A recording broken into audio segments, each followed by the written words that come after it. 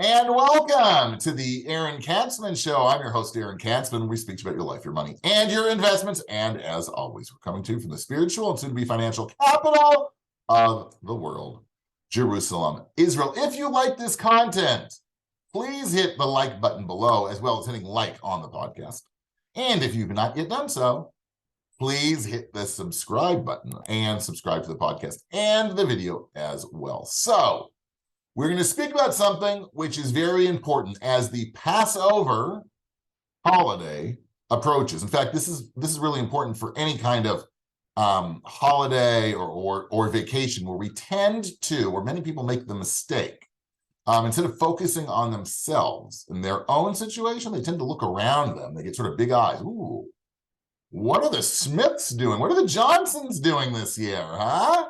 Let's look at that. And the problem with that is it gets you into a deep, deep financial mess. Okay. Now, listen to this. Okay. This is coming from Harvard University, right? Which is the beacon of intellectualism in the world, right? They are very smart in Harvard, and they know better than many of us. Now, I'm not taking a shot at Harvard, but what are you going to do? This is really interesting. Why? Because apparently the financial education that they get at Harvard is nothing to write home about. Okay, I want to give you a scenario that Harvard people were asked and hear what the results were, as well as what would you say to this, okay? Keep in mind, in both scenarios, the purchasing power of your money is the same, okay? Purchasing power is the same. Scenario number one, your current yearly income is $50,000, where others earn just $25,000. Again, you're making 50 grand a year, your friends or other ones around you are earning $25,000 a year. So you're doing a lot better than they are in relation to them, right? You're making twice as much money as they are. Scenario number two is you're making $100,000 a year, right? $100,000 a year, but everybody around you is making $200,000 a year, okay? So you are making twice as much money as you did in the first scenario, but you're doing vis-a-vis everybody else twice as worse, right? You're doing much worse than everybody around you. Can you imagine that? Where they asked hundreds of students and faculty members at the Ivy League School of Harvard, that half of the respondents said they would rather make less money, they'd rather make $50,000, but do better than the rest of their friends than make twice as much money but not do quite as well as the rest of their friends, okay? There you go. That is, ladies and gentlemen, an Ivy League education for you, okay? The problem is, and this is a big problem, many people that I know also, and I meet with them, feel the same way, right? They don't care what their situation is. They want to know what their situation is vis-a-vis everybody else, right? Now, rationally, that makes no sense. Who cares what everybody else is doing, right? Wouldn't you rather make more money and you can spend it, right? Purchasing power is the same, which means you have double the amount of money to go and spend and save.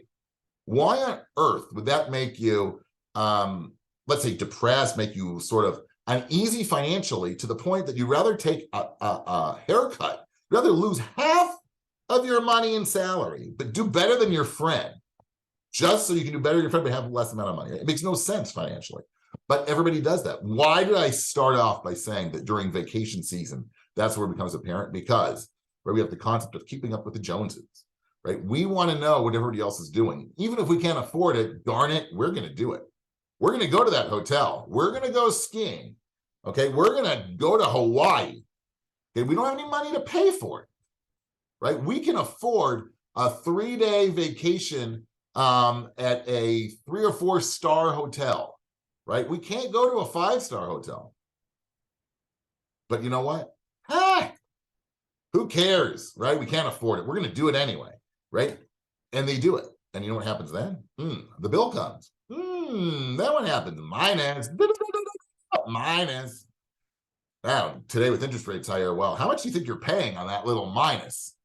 You're paying some serious interest, right? Double-digit interest rates you're paying on the minus, but it was worth it, right? Because you got a couple pictures on your cell phone that you could post to social media and show everybody just how happy you are, right? Because you did what Goldman's did. You did what what the Johnsons did, right? So that's pretty cool. You don't have any money to pay for it, but heck, you paid for them. So, okay, let's get down. Let's get our feet back on the ground. Let's get back rational, okay? There's nothing wrong with spending money, okay? There's nothing, if you've got it. If you don't have it, there's a problem with spending money. But assuming you have it, but like, let's be smart, right? Let's budget. How much can you actually afford to pay for that vacation, okay? And it doesn't matter if your friends are going to some glorious, luxurious program somewhere, you know, in southern Italy.